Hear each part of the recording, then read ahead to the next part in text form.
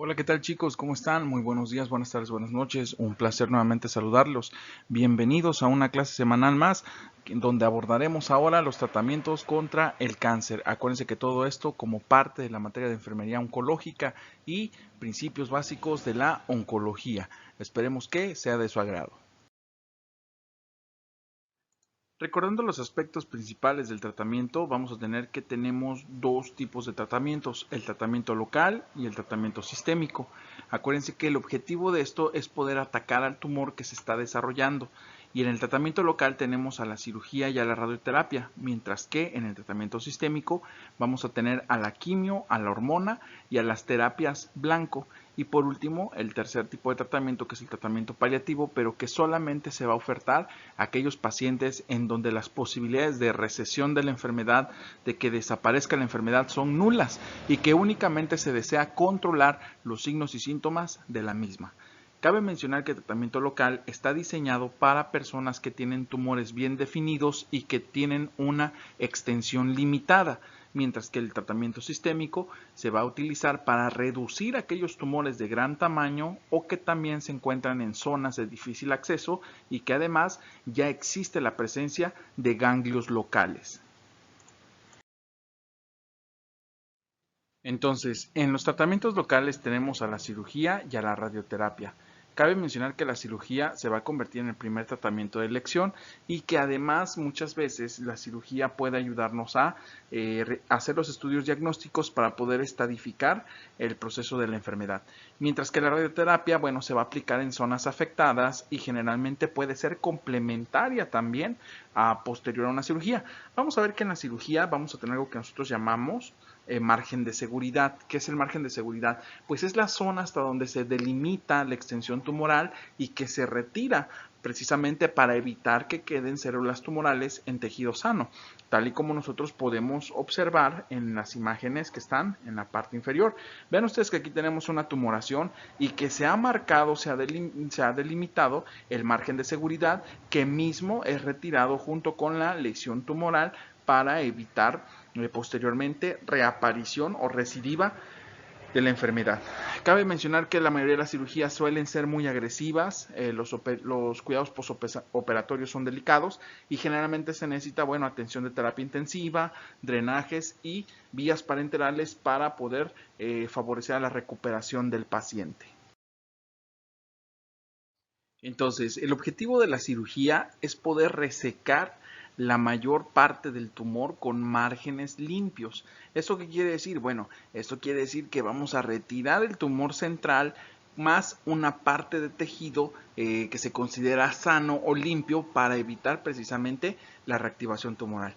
Cabe mencionar que muchas veces, la mayoría de las situaciones, en caso de los ganglios linfáticos, se tiene que tomar hasta el primer drenaje, hasta la primera parte del drenaje linfático, porque precisamente es la primera vía por donde se empieza a diseminar este tumor y tenemos que quitar también esta red ganglionar primaria, porque si no sería una vía en la que escaparía el tumor y se diseminaría hacia otras partes, hacia otras zonas. Por ejemplo, aquí estamos observando el caso de una mastectomía radical modificada, en donde vean cómo se retira la mayor cantidad del tejido mamario, pero también tenemos que la red primaria de ganglios linfáticos también se va a retirar junto con el tejido mamario. Esto para evitar la extensión. Y hablando propiamente de los resultados de la resección, bueno, podemos nosotros hacer una determinación de cuál fue el resultado de esta cirugía a través de un sistema de calificaciones en donde van en 3 peldaños desde R0 hasta R2, en donde vamos a observar precisamente si existen o no bordes limpios de la herida. Cabe mencionar que podemos hablar nosotros de bordes positivos y bordes negativos. Bordes positivos a malignidad cuando al momento de retirar el tumor vemos que parte del tejido tumoral, como esta zona del centro, estas células cancerosas de aquí, llegan y todavía se ve que infiltran parte del tejido que nosotros habíamos retirado. Pero cuando decimos nosotros que tiene bordes negativos a malignidad, quiere decir que vemos que en el centro quedaron las células cancerosas y alrededor de este tumor se encuentra un tejido limpio. Entonces, Prácticamente aquí podemos decir que se hizo la extracción completa de la tumoración. Ahora, estos tres estadios, pues tenemos el R0 que dice que no existe ninguna lesión tumoral residual y entonces tenemos un resultado negativo. En el R1 puede haber una enfermedad residual microscópica, ¿sí? En donde se obtiene a través de estudio de histopatología, y en el R2, bueno, ya hay evidencia de tejido residual macroscópico que se puede ver a simple vista. Es importante recordar que a pesar de una cirugía exitosa, existe la posibilidad de recaídas. Y bueno, con base a esas posibilidades se deben de implementar aplicación de tratamientos posteriores para disminuir el riesgo de una recidiva. También como tratamiento local vamos a tener a la radioterapia con el uso de radiaciones ionizantes para poder destruir las células malignas. Cabe mencionar que la radioterapia es una modalidad que se va a aplicar sobre una sola área o sobre un área en específico con tumores detectables. Acuérdense que ya vimos temas anteriores en parte de fundamentos de oncología, que en algunos casos el tumor primario no se logra detectar y precisamente se habla de una tumoración no detectada, y precisamente aquí no podríamos hacer uso de la radioterapia. Es importante también mencionar que la radioterapia es escogida como tratamiento residual para después de una cirugía. Ahora bien, la radioterapia, bueno, se va a administrar a través de un dispositivo en donde se administra cierta cantidad de radiación y las unidades que se administran se denominan grays o también rats. Cabe mencionar que la cantidad de radiación que se va a emitir va a depender del tipo del tumor, del tamaño del tumor y además del objetivo del tratamiento. Es importante saber que esto se va a administrar en dosis fraccionadas, en donde una fracción corresponde a la dosis diaria requerida para el tratamiento del paciente. En personas adultos, la fracción oscila entre 1.8 y 2 grays, mientras que en los niños va de 1.5 a 1.8. Cabe mencionar que las radioterapias tienen que ser planificadas, no pueden ser de forma espontánea. Esto porque, como lo mencionamos, tenemos que analizar y conocer cuál es el objetivo de la terapia, cuál es el tipo de tumor que nos enfrentamos y también el tamaño del mismo. Entonces, ¿qué debemos de considerar al momento de evaluar una radioterapia? Bueno, ya dijimos que vamos a evaluar el tamaño del tumor, la ubicación y además la estimación de la cantidad de tejido que se va a tratar, de la zona que se va a tratar. Y para la radioterapia existen tres alternativas: la terapia externa, la braquiterapia y la terapia con radioisótopos. En el caso de la terapia externa se llama así porque la fuente de radiación está fuera del organismo. Se utiliza un aparato especial que va a emitir las radiaciones y que precisamente van a impactar sobre la zona del cuerpo que se desea tratar. En este caso estamos observando en la imagen, en la diapositiva, un acelerador lineal en donde precisamente la fuente de radiación se encuentra en este objetivo de aquí, en esta parte del aparato, y que precisamente esta es quien emite la serie de radiaciones que van a tener lugar o que van a impactar en la zona afectada para brindar el tratamiento. Cabe mencionar que el antiguo, el predecesor, el antecesor de este aparato eran las bombas de cobalto, que son muy parecidas de manera estética, pero que en funcionalidad, bueno, ofrece mejores resultados el acelerador lineal. Y vean ustedes, esta es una bomba de cobalto. Es muy similar al acelerador lineal. La diferencia está en que el acelerador lineal se permite tener un mejor control de la cantidad de radiación emitida y de la zona que se está tratando, mientras que en la bomba de cobalto, bueno, pues no se puede controlar de manera tan precisa, porque sí se controla, ojo, sí se puede configurar, pero no se controla de forma tan precisa como con el acelerador lineal, además de que la tecnología, bueno, es completamente diferente. Estas actualmente ya en algunos lugares están en desuso, sobre todo en países desarrollados. Ya no se cuentan con este tipo de aparatos como las bombas de cobalto, ya solamente se tienen aceleradores lineales, pero bueno, nosotros que nos encontramos en regiones todavía que tienen carencias en los servicios de salud, es muy común ver todavía estas bombas de cobalto. Ahora bien, También vamos a tener que la radioterapia puede tener algunas modalidades, como por ejemplo la estereotáctica o la simulación virtual. Esto también tiene que ver mucho con la forma en la que se aplica, porque por ejemplo la radioterapia estereotáctica se caracteriza porque son dosis altas de radiación a volúmenes tumorales pequeños. Esto para la desaparición e desintegración del tejido tumoral de las células cancerígenas de manera más rápida.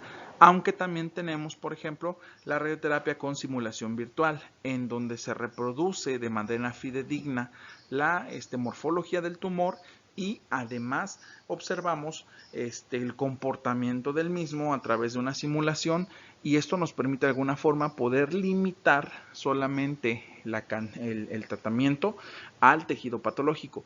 ¿Cómo se hace esto? Bueno, pues a través de una simulación. Por eso su nombre lo dice, simulación virtual. Se recrea el tumor, se recrea las condiciones de tratamiento y se observa cuál es el comportamiento, cuál es el resultado. Cabe mencionar que la simulación virtual es una de las modalidades más caras y por lo tanto se vuelve inaccesible para muchos usuarios que padecen de algún tipo de cáncer. Ahora bien, para el caso de la braquiterapia, lo que va a suceder es que la fuente de terapia se va a colocar dentro del tejido en forma de barras, de hilos o de semillas. ¿Qué es lo que van a hacer? Bueno, se va a colocar dentro del lecho tumoral y esto va a emitir o va a liberar la sustancia con la cual se va a llevar a cabo el tratamiento antineoplásico. Cabe mencionar que esta forma de tratamiento principalmente se utiliza en pacientes con cáncer cervicuterino, endometrio, próstata o de mama. En el caso de los radioisótopos, se van a administrar sustancias que tienen una funcionalidad antineoplásica, pero que van a actuar de forma directa sobre alguna región o algún órgano específico. Precisamente se llaman radioisótopos porque van a reconocer las células tumorales y van a ir directamente a través de la circulación a únicamente afectar el tumor. Principalmente esta forma de terapia se utiliza, por ejemplo, para cánceres de tiroides debido a la administración del radioisótopo yodo 131 o bien a través de vía intravenosa como el lutecio 177 o el itrio 90. Recordemos que como todo, hay reacciones que nosotros no esperamos o hay reacciones que nosotros no queremos que se presenten, pero se tienen que presentar como reacción secundaria o efecto adverso a la administración de estos fármacos o estos medicamentos, y que precisamente pueden ser efectos adversos sistémicos o efectos adversos locales. En el caso de los efectos sistémicos, sistémicos, podemos tener el cansancio, la falta de apetito y la náusea. Mientras que en los efectos adversos locales vamos a tener la irritación en el sitio de aplicación, puede haber enrojecimiento, dolor, la aparición de ampollas o descamación. Y pasando a los tratamientos sistémicos, vamos a conocer que la mayoría de los agentes empleados son las quimioterapias o también llamadas terapias citotóxicas. Tenemos a las terapias hormonales y tenemos a las terapias contra blancos moleculares. La primera alternativa de tratamientos sistémicos tenemos a las quimioterapias, donde las quimioterapias se definen como tratamientos constituidos por una o más agentes citotóxicos con un efecto antineoplásico, es decir, lo que van a hacer a ocasionar la destrucción de las células tumorales para poder reducir la carga de la enfermedad. Cabe mencionar que haremos un análisis muy general del mecanismo de acción de las quimioterapias, donde tenemos a las células tumorales que al momento de entrar en contacto con los agentes neoplásicos, bueno, ¿qué va a suceder? Va a suceder, número uno, que van a impedir el crecimiento de vasos sanguíneos para poder seguir nutriéndose esa célula tumoral. Número dos, detiene la división celular de estas células, además de que va a producirles el efecto de citotóxico y por lo tanto apoptosis, la muerte celular espontánea, y va a impedir que se sigan dividiendo las células para poder alterar la estructura original del tejido y con ello, bueno, lograr la reducción de la masa tumoral. Cabe mencionar que los quimioterápicos se van a dividir en diferentes grupos. Por ejemplo, los alquilantes, los antimetabolitos, los agentes antitubulares, los inhibidores de la topoisomerasa, así como también antibióticos tumorales. Cabe mencionar que los alquilantes se le denominan alquilantes porque se alquilan. ¿Qué es alquilar? Bueno, que se unen fuertemente a muchas moléculas alterando su función celular. El blanco más importante de estos agentes es el ADN, ya que se van a pegar al ADN de la célula, inhibiendo su replicación y por lo tanto evitando su reparación y por consiguiente, bueno, la muerte celular. Los antimetabolitos son moléculas que van a impedir la síntesis de ADN y ARN, actuando como falsos sustratos de las enzimas involucradas o incorporándose a los ácidos nucleicos, alterando la función celular también. Los antitubulares, debemos de recordar que los túbulos son los que le van a dar soporte a la célula, le van a dar esa estabilidad celular, pero también estos antitubulares lo que van a hacer es que precisamente al alterar la función tubular, la célula pierde su medio de sostén y por lo tanto colapsa y termina por la destrucción celular. Y también los inhibidores de la topoisomerasa son responsables de desempaquetar el ADN y en este caso, bueno, van a impedir que ese ADN con defectos siga replicándose. Mientras que, por lo último, los antibióticos tumorales, bueno, como su nombre lo dice, se comportan como si fueran antibióticos, pero van a ejercer su efecto a través de la generación de radicales libres que termina por volver tóxico a la célula y, por último, la destrucción de la misma. ¿Cuáles son los efectos citotóxicos de las quimioterapias? Bueno, se pueden presentar náuseas y vómitos, cambios en el apetito, astenia, flebitis y extravasación, cambios en el peso y mucositis. También podemos encontrar otros efectos ocasionados por el uso de quimioterapias, como pueden ser, por ejemplo, malestares gastrointestinales, como la diarrea, así como también una cardiotoxicidad, alopecia, una mielosupresión o una neurotoxicidad. La hormonoterapia tiene como objetivo utilizar sustancias que van a funcionar como mensajeros químicos dentro del organismo, es decir, van a regular las acciones de las diferentes células y tejidos y con ello frenar la progresión y crecimiento del cáncer. El uso de hormonoterapias principalmente se va a dar en cánceres como el cáncer de mama, de próstata y endometrial, que son cánceres dependientes de hormonas. A diferencia de la quimioterapia y de la hormonoterapia, también vamos a tener a los tratamientos biológicos con tecnología molecular o con drogas blancas. ¿Qué significa esto? Bueno, son fármacos o sustancias que van a bloquear el crecimiento y la diseminación del cáncer por medio de dos características importantes. Número 1. Al funcionar a través de un medio molecular, van a reconocer fácilmente a las células cancerígenas acoplándose a los receptores específicos para cada tipo de cáncer y al ocasionar esto, es decir, que ya atacan solamente a la célula tumoral, bueno, va a disminuir el daño que se puede presentar al tejido circunvencino y que puede ser tejido sano. Precisamente, al solamente verse involucrados las células cancerígenas, se respeta al tejido sano.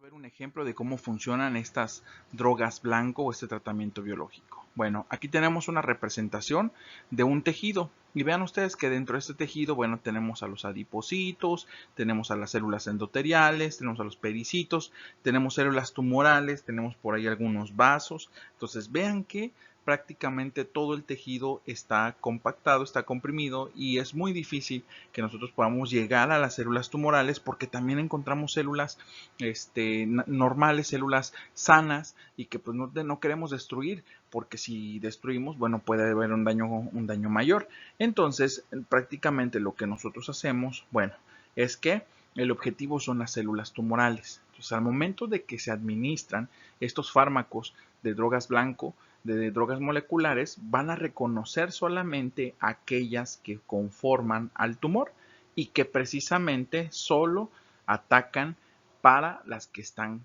cancerígenas, dejando todos los demás en sano y salvo. Entonces quiere decir que sí disminuye en gran manera el daño colateral.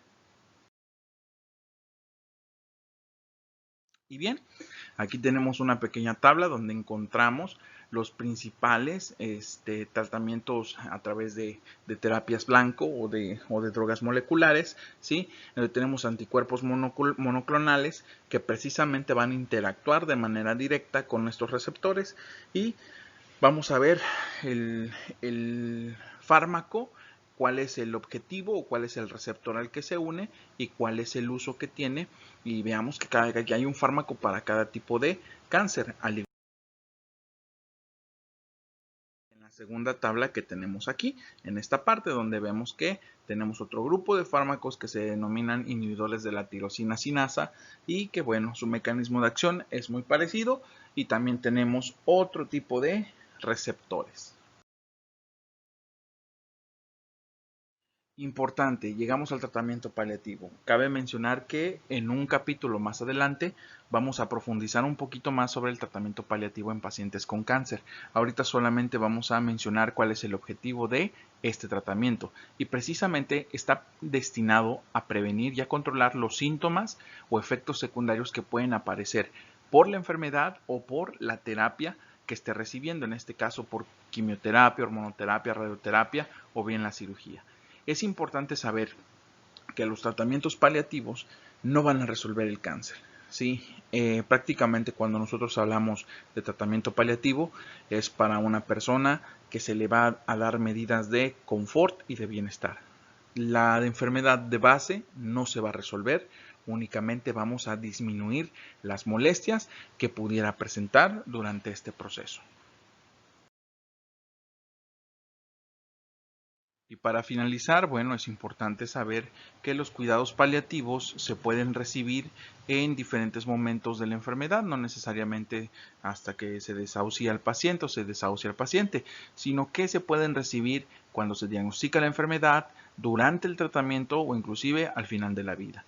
Hay que resaltar el rol del enfermero en este tipo de situaciones, ya que se vuelve imprescindible su función al ser quien articula la relación entre el paciente y los demás personales de la salud tratantes, así como también con los familiares.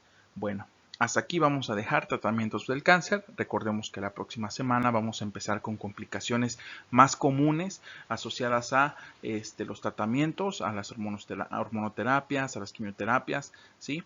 Y esperemos que les haya gustado. Me despido de ustedes, que se encuentren muy bien. Hasta luego.